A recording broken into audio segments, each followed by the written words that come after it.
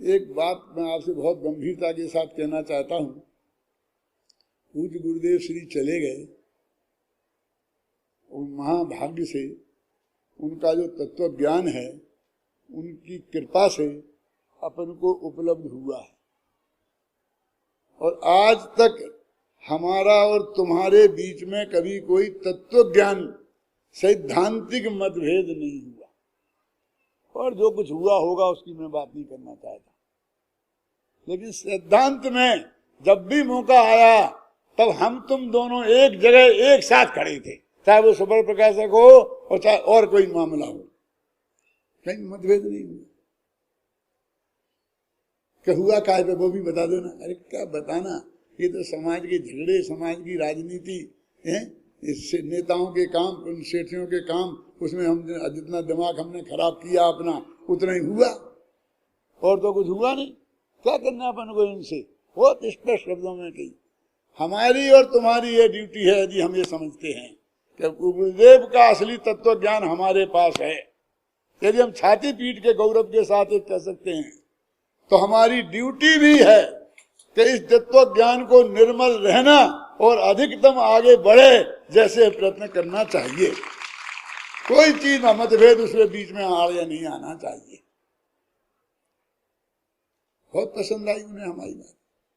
क्या लेना देना हमको इस समाज के झगड़ों से, क्या लेना देना इस गांव की इन बातों से, क्या देना। इनने एक कुर्सी अच्छी लगाई, तुम्हें दो लगा दी, हमें एक लगाई। समाज से समाज जाने, समाज करेगी। समाज की ड्यूटी ये है, सब विद्वानों की एवं व्यवस्था करना चाहिए। मैं तो अभी भी कहता हूं कि जैसी मुझे मिलती है ऐसी सब विद्वानों को मिलना चाहिए। क्यों नहीं मिला।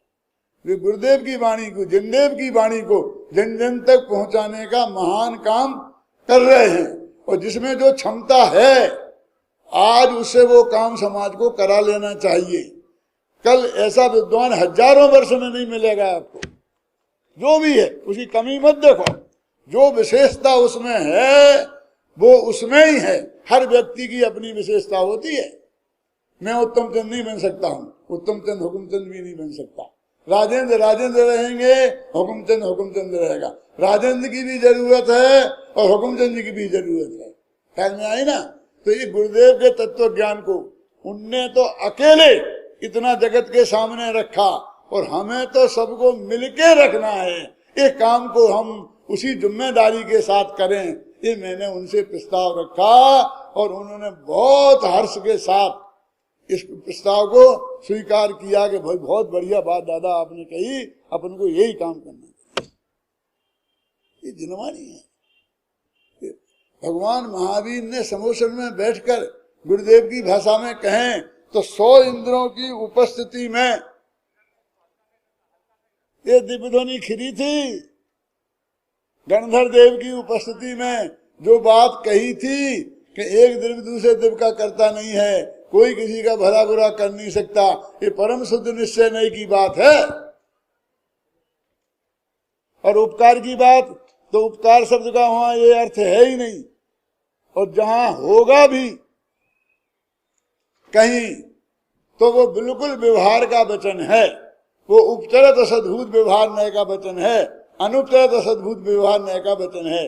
क्योंकि ये भाषा वगैरह परद्रव्य है, और परद्रव्य की क्रिया का कर्ता दूसरे द्रव्य को कहना, ये उपचरित असद्भुत व्यवहार नय है। उपचरित माने उपचार की बातें हैं, बस समझ लो। और असद्भुत माने ऐसा है ही नहीं, और व्यवहार माने ऐसा कहा जाता है। ख्याल में आया ना। ये बात है। तो इस तरह को हमको गंभीरता से ये तत्व ज्ञान समझना चाहिए।